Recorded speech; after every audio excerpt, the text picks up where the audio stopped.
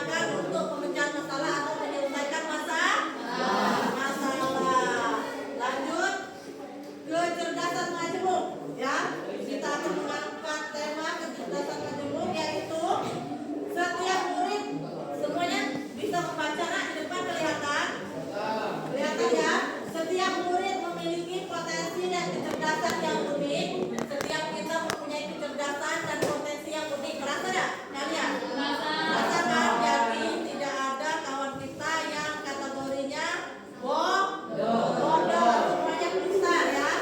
Ada teori disebut teori kecerdasan menjemput atau multiple intelligence teori yang dikembangkan oleh Gardner. Teori ini menjelaskan bahwa manusia tidak hanya cerdas dalam satu hal saja, tetapi memiliki 9 jenis kecerdasan. Kita masuk ke kecerdasan yang pertama. Tadi kita sudah melakukan tes kecerdasan, yaitu yang pertama cerdas visual spasial. Ya, yang mendapatkan kecerdasan ini yaitu membaca dan menulis. Yaitu lebih dominan membaca, menulis untuk kesenangan. Pandai menyusun teka-teki. Ya, intinya kalau yang mendapatkan kecerdasan visual spasial ini dia itu lebih dominan ke membaca dan menulis. Contoh pekerjaan yang sesuai dengan cerdas visual spasial ini yaitu arsitek. Nah ya, siapa sih yang cita-cita jadi arsitek? Fotografer, insinyur, animator, ya, animasi, membuat animasi. Lanjut kecerdasan yang berikutnya yaitu cerdas verbal linguistik. Artinya orang yang memiliki kecerdasan verbal linguistik ini mudah mengingat informasi tertulis dan lisan. Ya, enjoy membaca dan menulis, berdebat dan komunikasi dalam persuasif, mampu menjelaskan sesuatu dan menggunakan humor saat bercerita. Contoh pekerjaan yang dimiliki oleh orang yang mendapatkan verbal linguistik ini yaitu pembawa acara berita. Pernah sering kan lihat di TV kan, pembawa acara berita, jurnalis, wartawan, MC, moderator, ya. Jelas sampai di sini? Lanjut ke kecerdasan yang ketiga yaitu cerdas interpersonal. Artinya orang yang memiliki kecerdasan interpersonal mampu berkomunikasi secara verbal dengan baik, terampil dalam komunikasi verbal, melihat situasi dalam perspektif yang berbeda, menciptakan hubungan positif dengan orang lain, selesaikan konflik dalam pengaturan grup. Contoh pekerjaan yang cocok untuk yang memiliki kecerdasan interpersonal yaitu psikoterapis, psikiater ya, psikiater, konselor, guru, pengacara, usaha, pebisnis, ya. Lanjut kecerdasan yang berikutnya, cerdas intrapersonal. Artinya orang yang memiliki kecerdasan intrapersonal ini orang yang bisa menganalisis kekuatan dan kelemahan sendiri dengan baik, menikmati ketika menganalisis teori dan ide. Contoh pekerjaan yang cocok untuk yang memiliki kecerdasan intrapersonal yaitu psikolog, lagi-lagi psikolog tadi ya, penulis, konselor, konsultan, motivator. Contohnya seperti Bapak Mario Teguh ya, motivator. Lanjut kecerdasan berikutnya, cerdas kinestetik. Artinya orang yang memiliki kecerdasan kinestetik ini terampil dalam menari dan olahraga, menikmati membuat sesuatu dengan tangannya, memiliki koordinasi fisik yang sangat baik, ingat dan melakukan daripada mendengar atau melihat.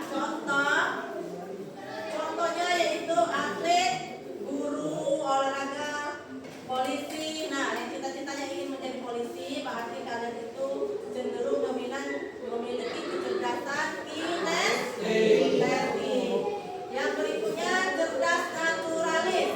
Artinya seorang yang memiliki kecerdasan naturalis ini tertarik pada mata pelajaran seperti botani, biologi, dan zoologi, mengkategorikan dan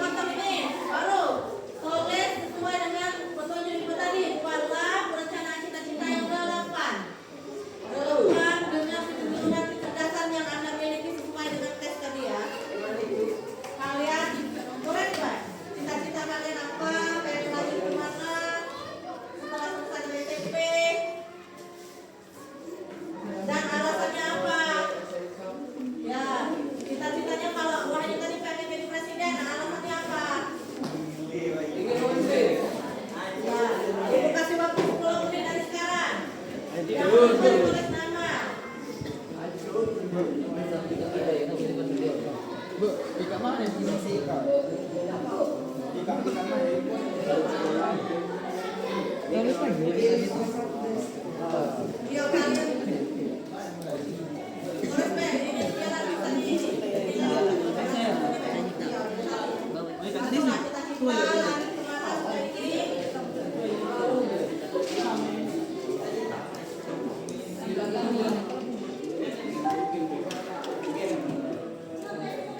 Sambil kita mengerjakan SOP itu,